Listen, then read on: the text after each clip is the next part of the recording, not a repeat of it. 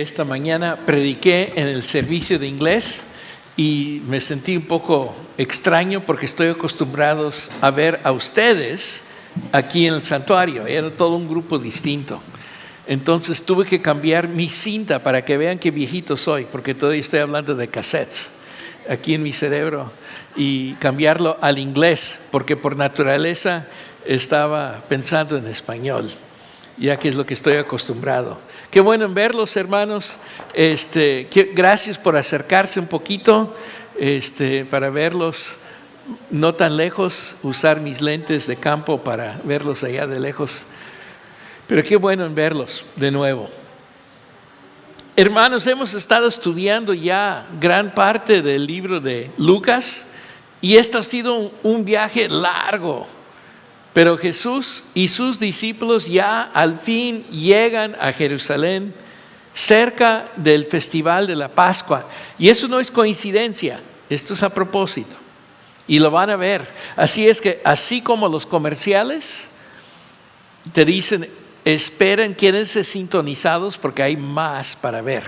Entonces es lo que voy a mencionar a menudo, porque les voy a dejar ahí una pistita, un poco de gusto, para que el pozole le sale sabroso, ¿verdad? Es lo que queremos, es una cucharita. Pero va a venir, vamos a ver por qué no es coincidencia que vienen en la Pascua. También veremos cómo Jesús entra con gran fiesta a Jerusalén, pero también se pone a trabajar enseñando y también corrigiendo cómo viven y cómo adoran. El rey ha llegado. El rey está aquí. Empecemos en Lucas 19, 28 al 31. Y dice así: dicho esto, Jesús siguió adelante, subiendo hacia Jerusalén. Cuando se acercó a Betfagé y a Betania, junto al monte llamado de los Olivos, envió a 2 de sus discípulos con este encargo: vayan a la aldea que está enfrente, y al entrar en ella encontrarán atado un burrito en el que nadie se ha montado. Desátenlo y tráiganlo acá. Y si alguien les pregunta ¿por qué lo desatan?, díganle: el Señor lo necesita. Entonces está llegando Jesús aquí a la zona metropolitana de Jerusalén, y en el extremo oriental es donde se encuentra este monte de olivos y estos 2 pueblos. Y Él envía a 2 discípulos para recuperar un burrito que no se había usado antes. Y ahora, ¿por qué? Porque esto se refiere a la práctica que se encuentra en el Antiguo Testamento, donde se usaron vaquillas que nunca antes habían sido utilizadas para el trabajo, en una ceremonia sagrada. Así es que la entrada de Cristo no solo es un desfile, es parte del cumplimiento de una profecía que vamos a leer del Antiguo Testamento, y también es un acto sagrado. Y por eso tiene que ser un animalito inocente, limpio de trabajo, igual como la ofrenda, el holocausto, el sacrificio que quita los pecados, ¿verdad? Que es entregar al Señor un corderito, una paloma, algo inocente. Y todo esto era símbolo de Cristo, que va a ser el último sacrificio. Ya no va a haber más, porque Cristo es el Cordero de Dios en ese sentido. Él es el pollino, el burrito de Dios en ese sentido. Él es la paloma de Dios, el animal inocente de trabajo y maldad, y que su sangre va a ser derramada sobre un altar para cubrir nuestros pecados. Sigamos en los versículos 32 y 35. Fueron y lo encontraron tal como Él les había dicho. Cuando estaban desatando el burrito, los dueños le preguntaron: ¿por qué desaten el burrito? El Señor lo necesita, contestaron. Se lo llevaron pues a Jesús, Luego pusieron sus mantos encima del burrito y ayudaron a Jesús a montarse. Entonces ellos se encontraron y comenzaron a tomar el burrito. Los dueños obviamente, oye, ¿por qué lo están desatando? ¿Verdad? Si alguien viniera a su cochera, a su casa, comenzaba a poner la llave en su carro, pues diría, oye, lo acabo de comprar, ¿por qué andas así? Es que mi Señor lo necesita. ¿Qué nos dice esto? Pues parece que Cristo ya había hecho planes anteriormente y por eso ellos con gusto dejaron que ellos tomaran el burrito para Cristo. Y luego ellos lo preparan colocando aún sus propias túnicas sobre su espalda. Este era un símbolo honorífico, ¿verdad? Hoy en día vemos lo mismo. Cuando vemos a un rey o un líder de un país estar montado en un caballo, o siempre tiene un carro de lujo, ¿verdad? Bien preparado. No importa qué presidente de cualquier país sea, siempre viaja en un vehículo de comodidad y de lujo. Pero vamos a ver por qué un burrito. ¿No creen ustedes que le correspondería a un rey estar montado sobre un caballo? ¿O uno negro o blanco? ¿Por qué un burrito? Pues vamos a ver ahorita qué significa eso. El versículo 36 al 38. A medida que avanzaba, la gente tendía sus mantos sobre el camino. Al acercarse él a la bajada del monte de los olivos, todos los discípulos se entusiasmaron y comenzaron a alabar a Dios por tantos milagros que habían visto. Gritaban, bendito el Rey que viene en el nombre del Señor, paz en la tierra y gloria en las alturas. Cuando Jesús entraba a Jerusalén, la gente estaba colocando sus túnicas en el camino en su honor. Hoy también hacemos lo mismo. Quizá nuestra ropa, porque nuestra ropa cuesta un poco más y quizá no es tan bonita, pero lo que sí hacemos en los festivales, en las reuniones grandes, espectáculos de Hollywood, hay una alfombra roja. Es una alfombra especial, ¿verdad? Aún en bodas, a veces hay una alfombra blanca donde camina la novia y todo su grupo. Es símbolo de honor, algo especial. Esta persona merece este trato especial. Y es que los habitantes de Jerusalén ya habían oído de Jesús, su mensaje, lo que enseñaba y lo que él estaba haciendo.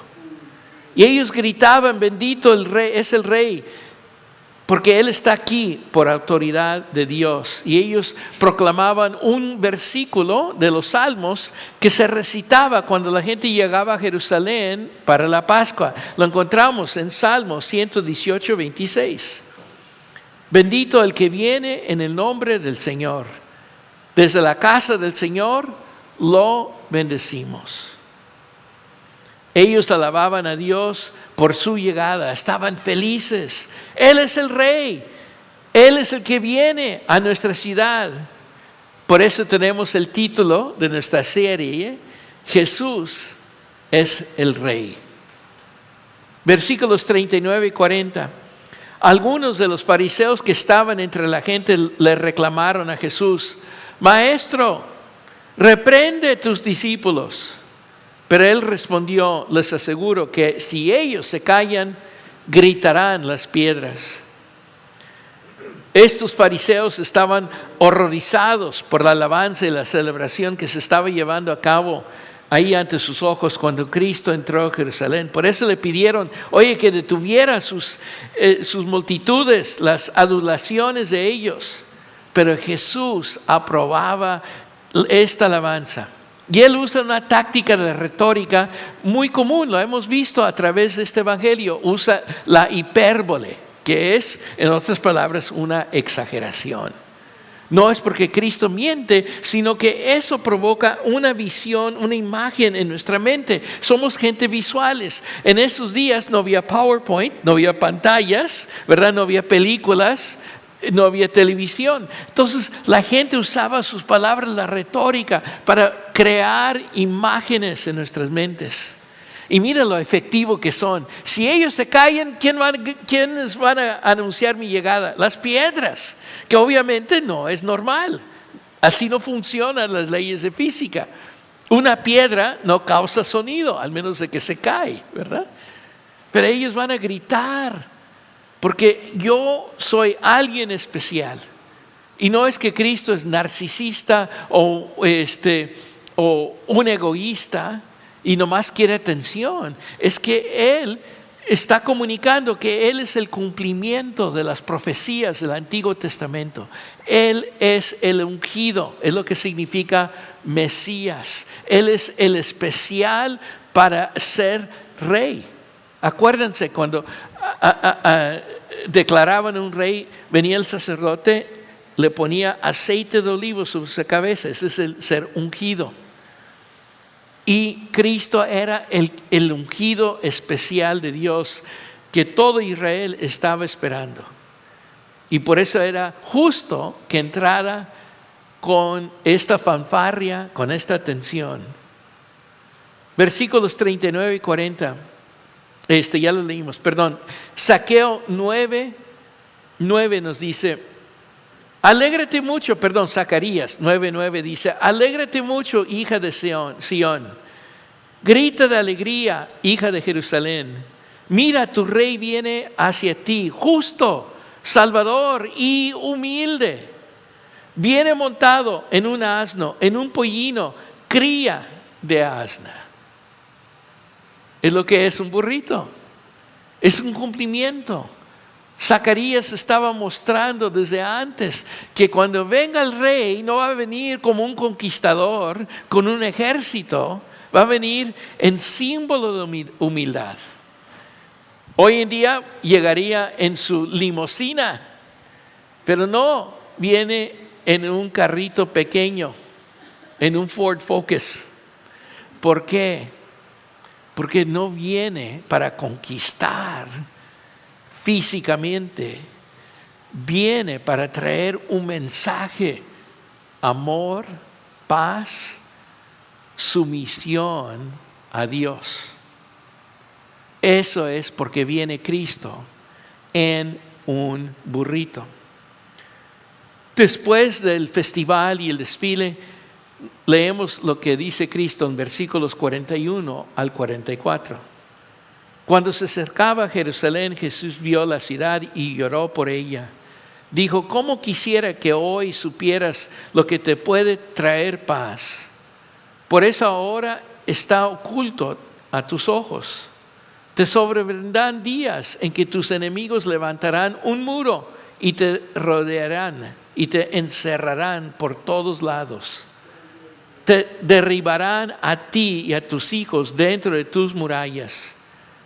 No dejarán ni una piedra sobre otra, porque no reconociste el tiempo en que Dios vino a salvarte. Él lamentó porque Jerusalén estaba ciega espiritualmente. Ahora, Jerusalén era considerada la ciudad santa de la paz. Pero como paradoja, no entendían el que vino les va a dar la paz verdadera y duradera. Estaban ciegos a quién era Cristo en realidad. Ahora, Cristo da la profecía de la caída de Jerusalén. Y esto va a pasar bajo el ejército romano, bajo el mando del general Tito, en el año 70 después de Cristo.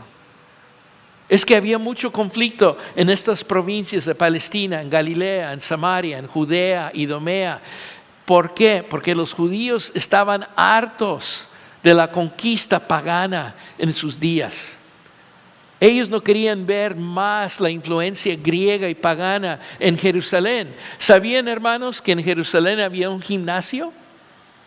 Y los gimnasios griegos no eran como el Planet Fitness de hoy en día.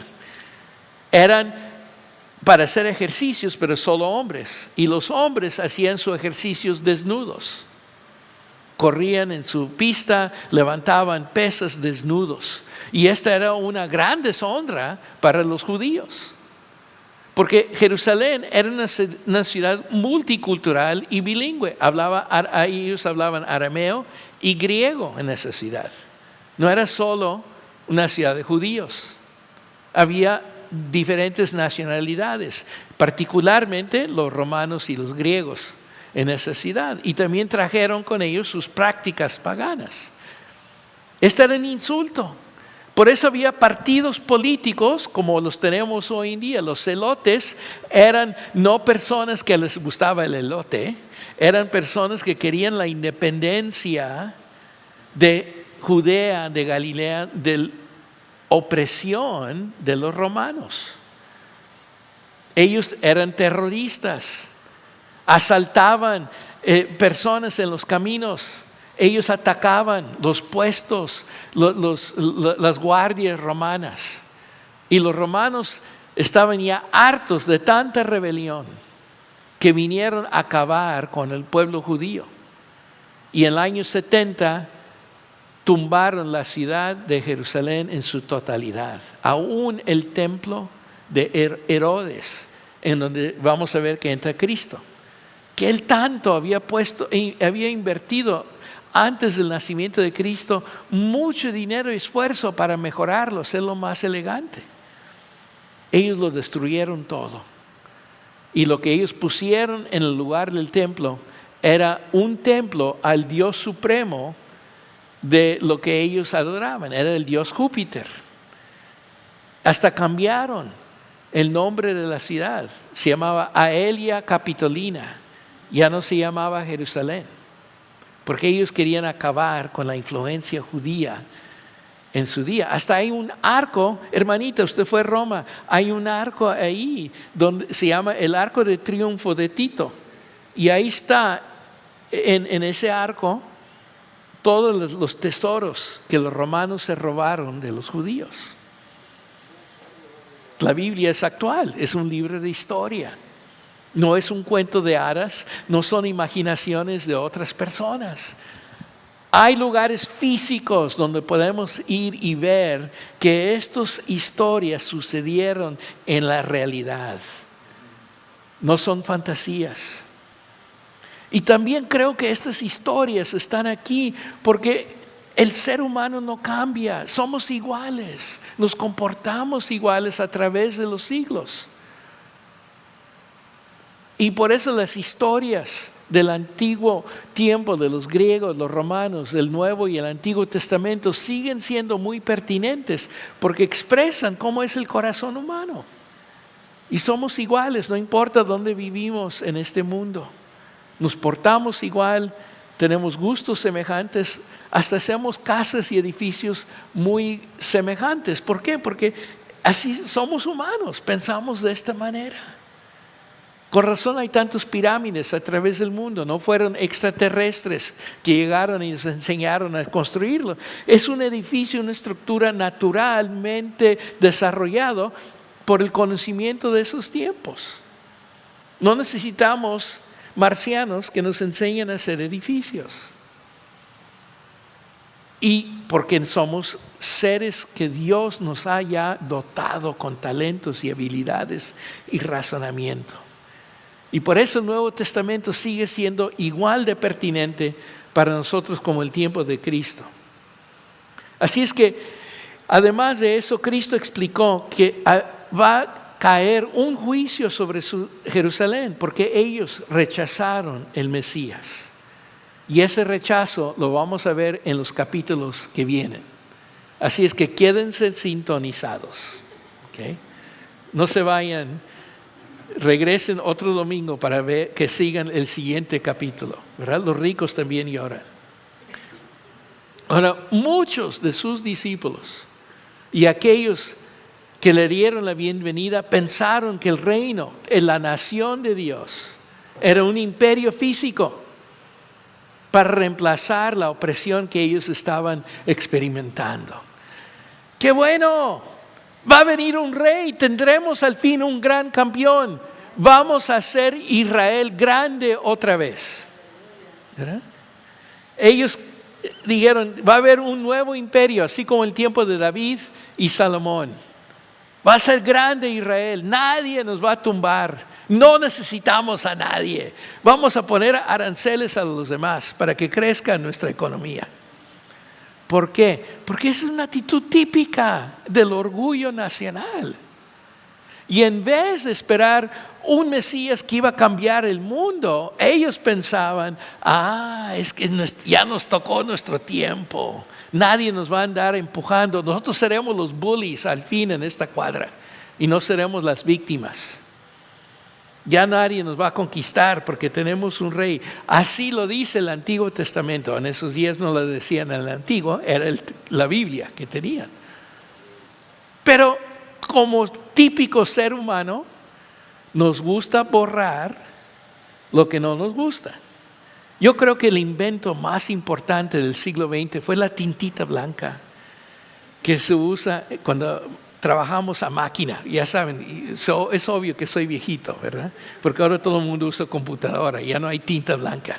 Pero de todos modos creo que es importante, porque eso borra lo que no nos gusta o que consideramos un error, ¿verdad? Quizá en el teléfono es el botón con la flecha que va hacia la izquierda, ¿verdad?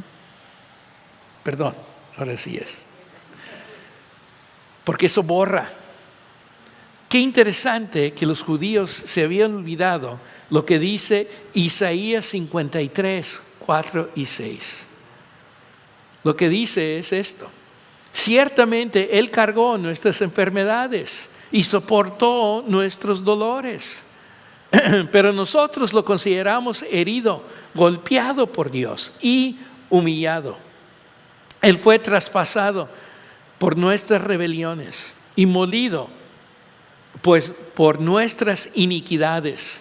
Sobre Él recayó el castigo, el precio de nuestra paz, y gracias a sus heridas fuimos sanados. Todos andábamos perdidos como ovejas, cada uno seguía su propio camino, pero el Señor hizo recaer sobre Él la iniquidad de todos nosotros. Es que ellos impusieron su deseo de alivio físico por encima de lo que profetizó Isaías en este capítulo. Esta es la misión de Jesús. Y cuando los judíos de esos días veían este pasaje, no lo querían aplicar al Mesías. Ellos decían, no, esto es simbólico. Y Él que está hablando este pasaje no es una persona, es el símbolo de que nosotros como judíos vamos a tener que sufrir para el bien del mundo. Y todavía esto es lo que enseñan los rabinos.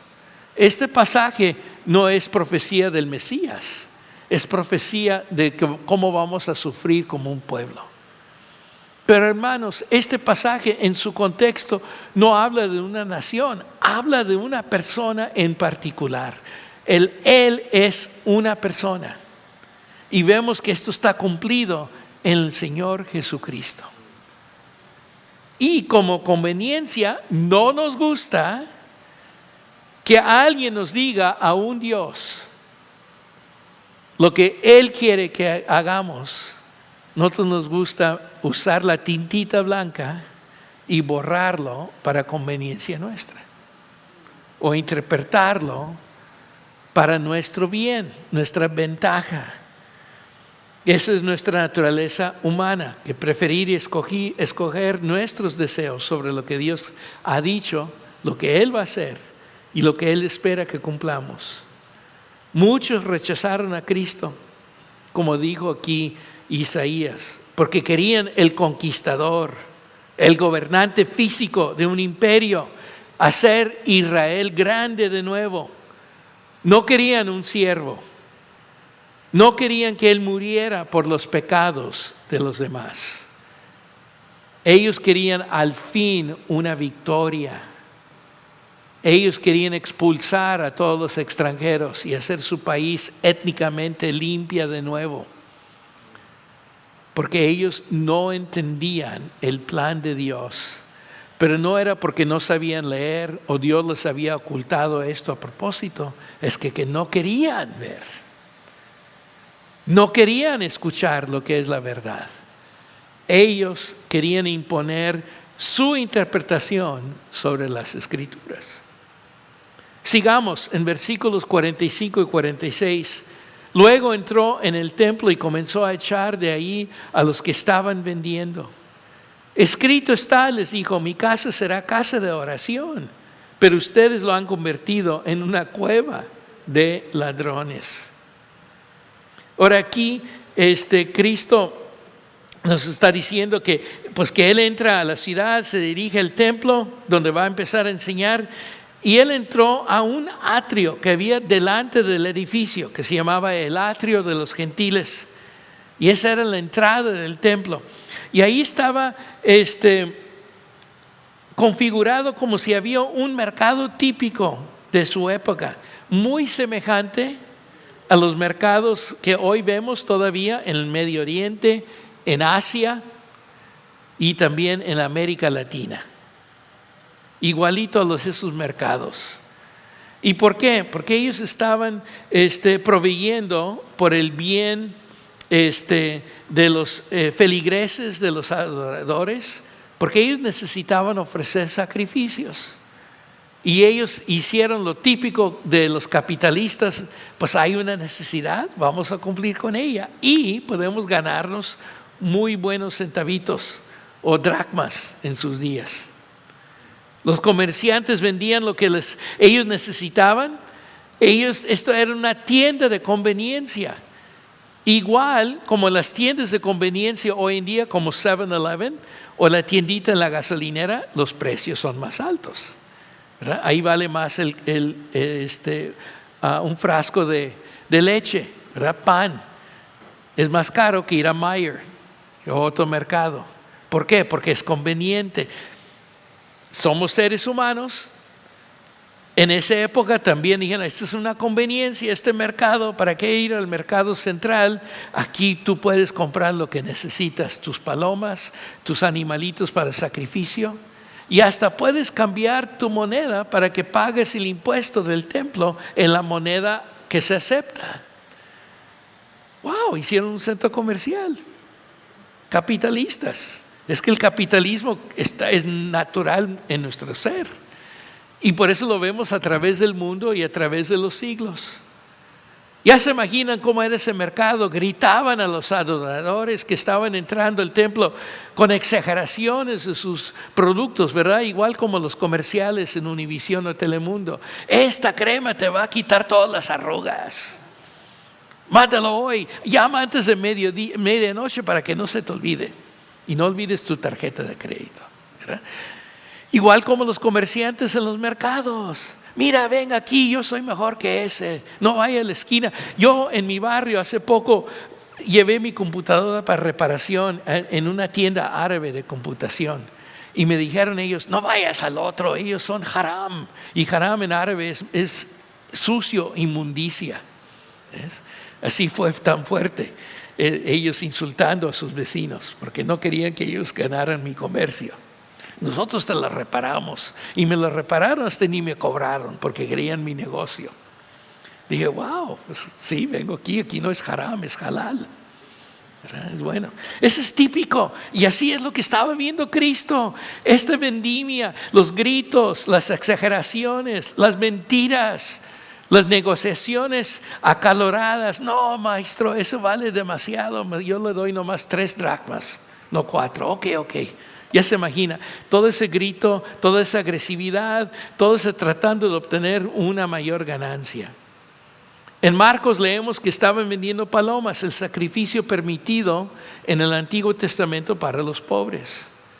Y también los adoradores tenían que también cambiar su moneda para obtener la moneda aceptable para el impuesto del templo, como lo requería la ley del Antiguo Testamento.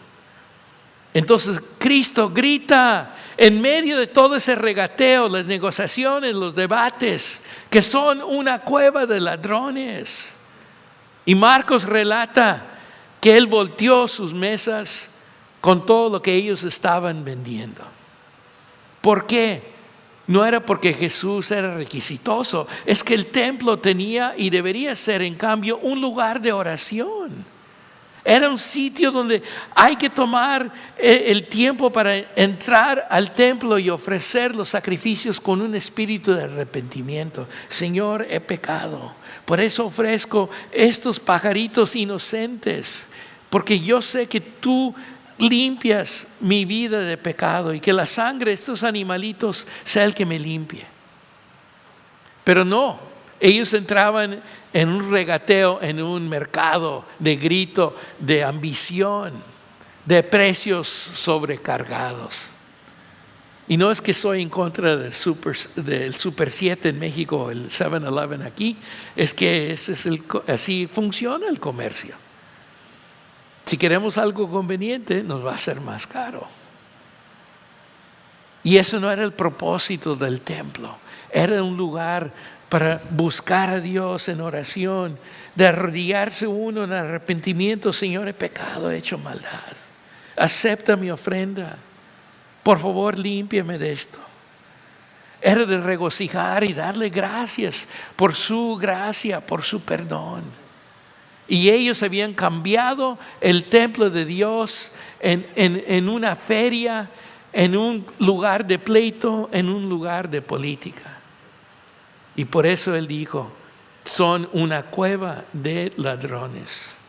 Mira lo que Cristo está enseñando, lo está citando del Antiguo Testamento. Isaías 56:7 dice lo siguiente: los llevaré a mi monte santo, los llenaré de alegría en mi casa de oración.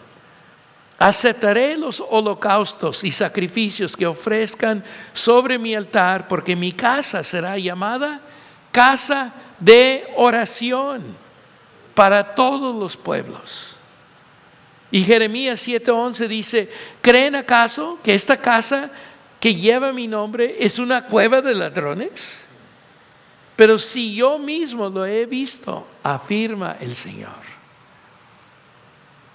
Cristo no nos está solamente citando palabras que Él está inventando. Él está enseñando lo que está escrito en las Escrituras.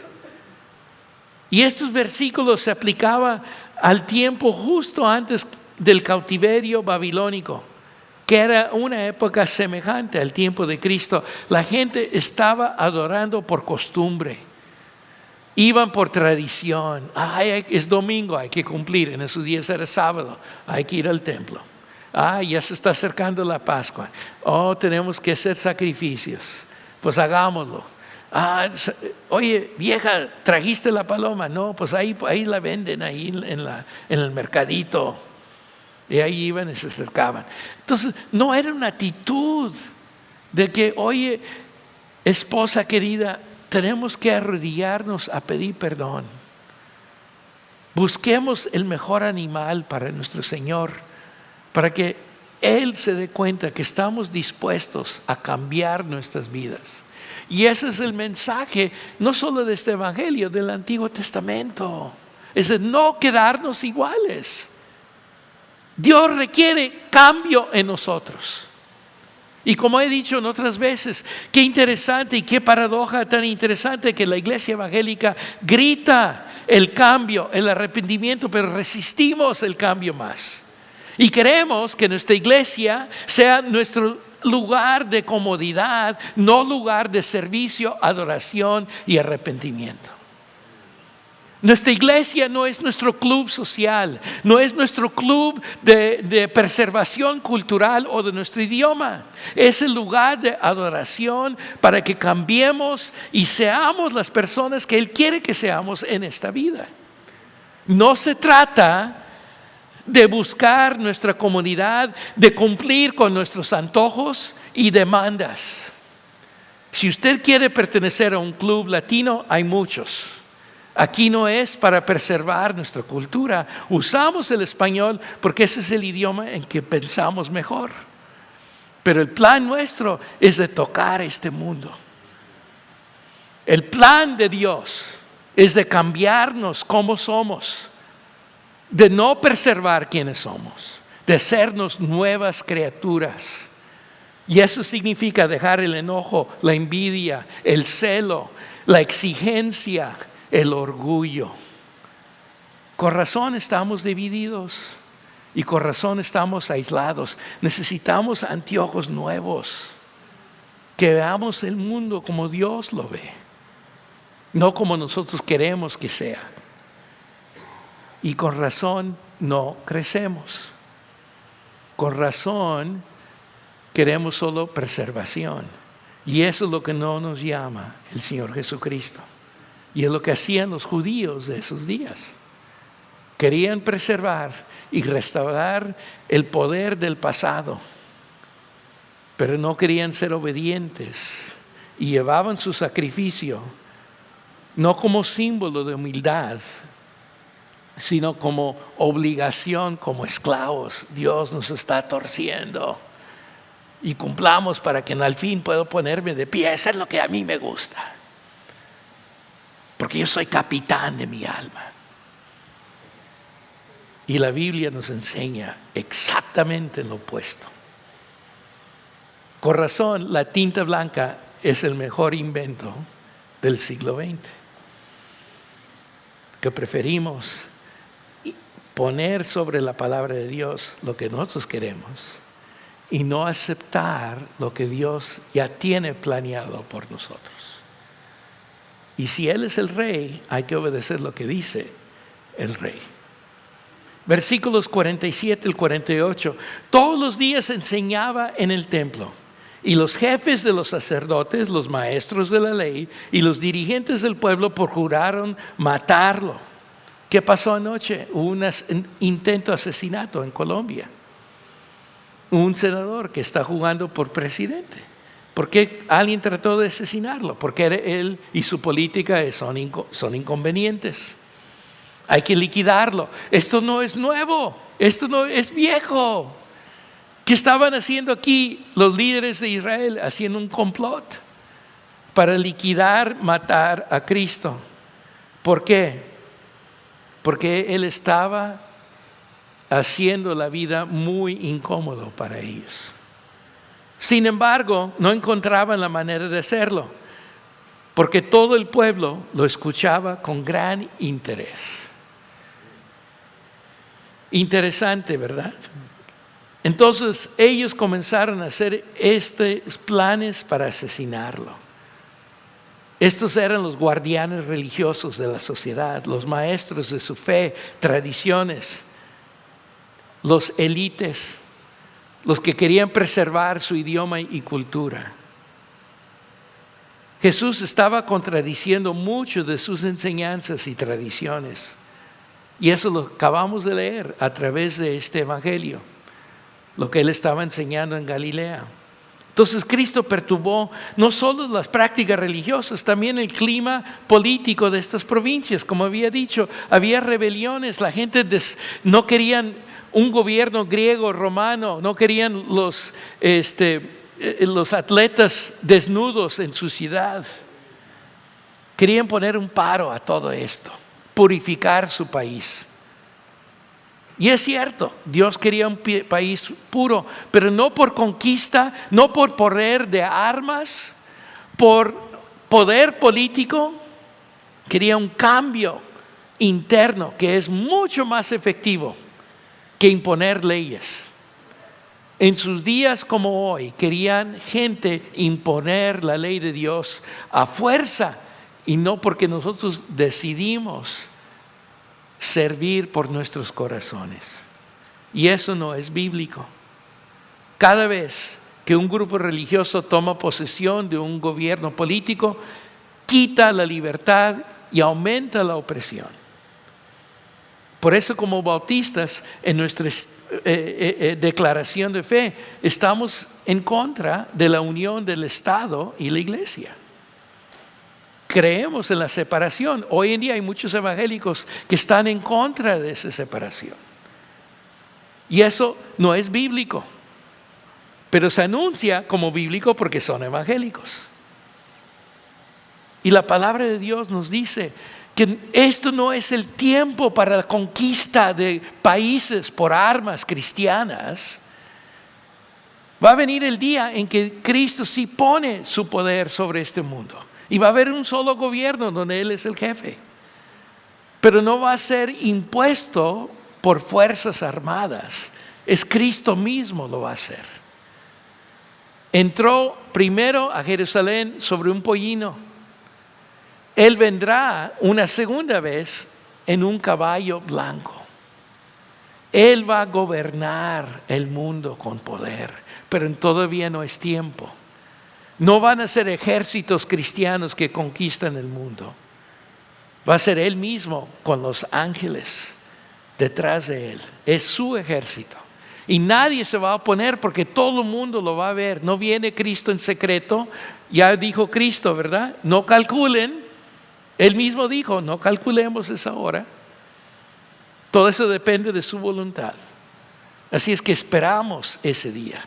Mientras tanto, no nos corresponde conquistar gobiernos, tomar posesión de partidos políticos, de alabar dictadores. Lo que nos corresponde es ser obedientes a Dios, llamar gente a que se entreguen a Cristo, que por fe pongan su aceptación del sacrificio de Cristo y reciben por gracia un favor no merecido, la salvación. En esos días algunos pensaban que Cristo era el rey rival a César, y esto también estaba poniendo en peligro a los fariseos.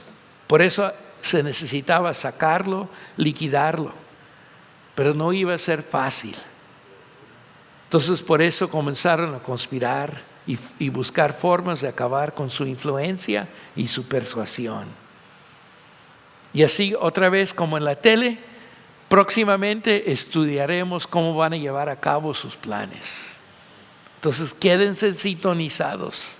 Vuelven la semana que viene, porque ese capítulo nos va a dar más datos sobre cómo el gobierno y la iglesia, la religión, se ponen en un complot para matar a Cristo.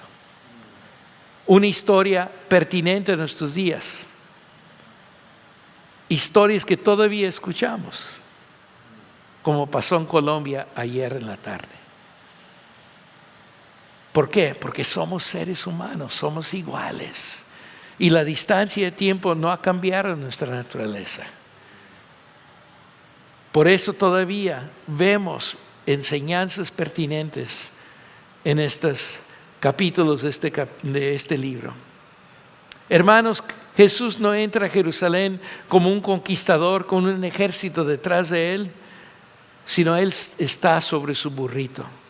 No con el orgullo de triunfo, no viene a hacer Israel grande otra vez, sino viene con la humildad de un siervo. Jesús no vino para establecer un reino, un imperio humano, como muchos querían que hicieran y como muchos todavía hoy en día, aún hermanos cristianos, quieren que haga. Él no viene a eso, sino Él viene como un rey humilde, con un reino espiritual. Y Él exige la transformación de cada persona.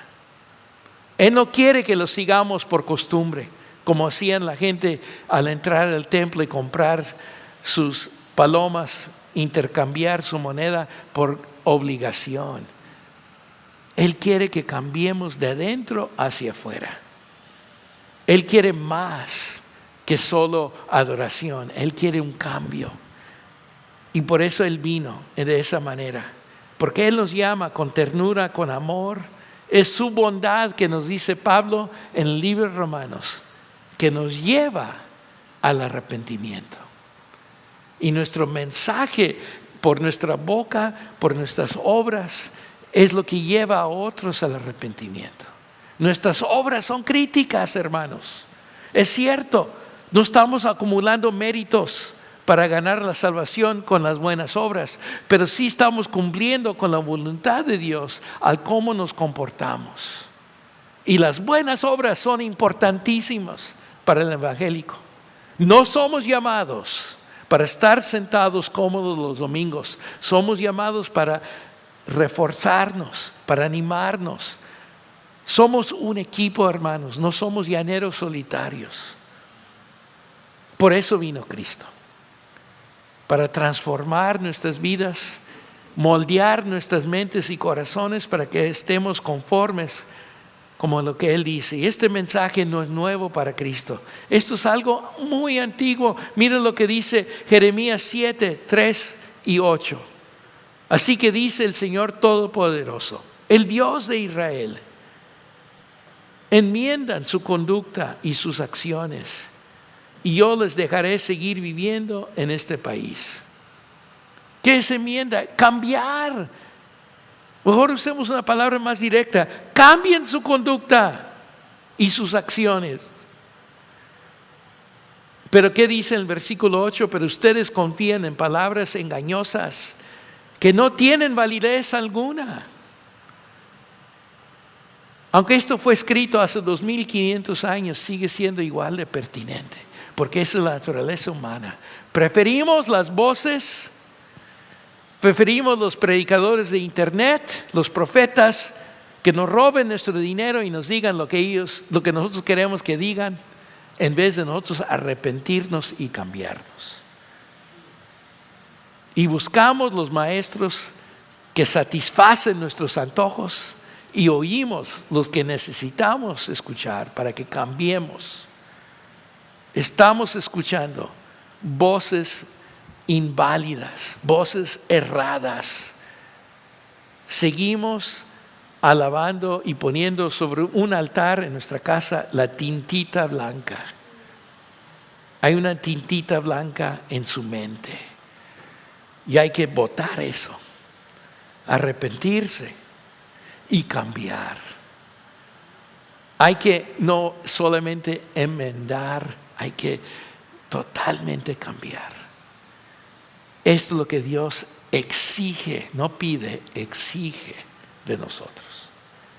Con razón queremos el rey conquistador, no el rey en un pollino, que nos llama con amor y misericordia a que cambiemos.